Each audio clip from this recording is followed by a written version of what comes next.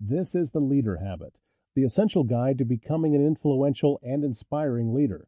Learn how you can become a leader that empowers your people and your team to take action and be the best. Written by Eugene Lusk. Read by Todd Studer. Chapter 1. Who should be a leader? Leadership is a topic that will typically interest businesses, managers, and CEOs. It is certainly very true that these are people who should try to understand what makes a good leader and who can benefit from following leadership tips and advice. In this audiobook, we will be addressing the concept of leadership primarily from this angle.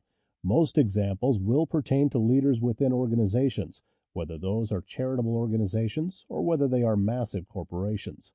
Leadership is a life skill. That said, though, leadership is a life skill that should appeal to many more people than that. That's because leadership is something that we all are called upon to provide at some point. One of the most common examples given is the parent as leader. If you are a parent, then you are required to provide guidance, tutelage, mentorship, and discipline for your children. There will be times when you must inspire your children to be the greatest versions of themselves, but there will also be times when you need to provide strict and stern instructions that could save their lives.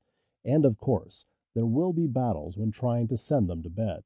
An influential leader will know how to listen and make the child feel heard, while at the same time giving them the space and the protection they need to grow. Leadership is a superpower.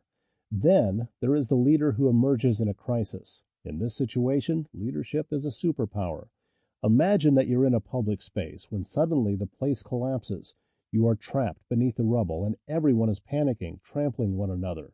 You need to work together in order to get help and then to ration food and look after the injured. In this situation, the person who rises to become the leader will be the person who is most informed and the person who is the most confident. If no one takes that mantle, then the situation could go south very quickly.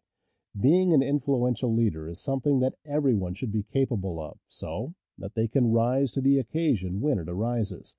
Leadership outside of work environments. Finally, leadership is something that can make your social life and even your dating life that much more enjoyable. In every relationship and certainly every group dynamic, there is a power structure. Being the leader means being the one who gets to call the shots, who decides the activity, and who takes responsibility. If you can be that person, then you'll find it does wonders for every aspect of your career. So while leadership largely pertains to businesses, this is something we all should strive to cultivate. That's why throughout this audiobook, we'll also be looking at how lessons and examples apply to those that are not working within an organizational hierarchy. Chapter 2. What makes a good leader? Leadership is incredibly valuable then, but unfortunately, it is not simple and easy. In fact, to demonstrate just how challenging leadership can be, keep in mind that a lot of people, including those who are in leadership roles, actually have no idea how to be a leader. We have an image of what leadership means, and we often think of it as being in charge. That means we need to micromanage our staff, and it means that if they do something wrong, we need to shout at them, right? This couldn't be further from what a good leader is. Many leaders make the mistake here of thinking that they should act almost like a parent, where their team are their children. That means shouting when someone does something wrong. It means setting strict rules, and it means taking a what I say goes approach. This is entirely the wrong attitude. When you approach your leadership role in this manner, you effectively smother the creativity and free thinking out of your team. That in turn means they are far less likely to do their best work. It also means they're very likely to spend a lot of their time feeling extremely stressed and not doing their best work. In fact, this could eventually lead them to quitting. Many in an office have slowly crumbled as a result of staff being literally driven out of their organizations. Apart from anything else, it is not your place to shout at or reprimand your staff. You simply have no right to do so.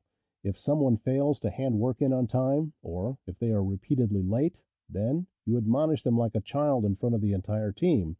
What kind of message does this send? Do you really think they're going to be at all likely to do their best work the next day? And what about their colleagues and friends? You are not their mother or father. They are free people who can act as they wish so. Sample complete. Ready to continue?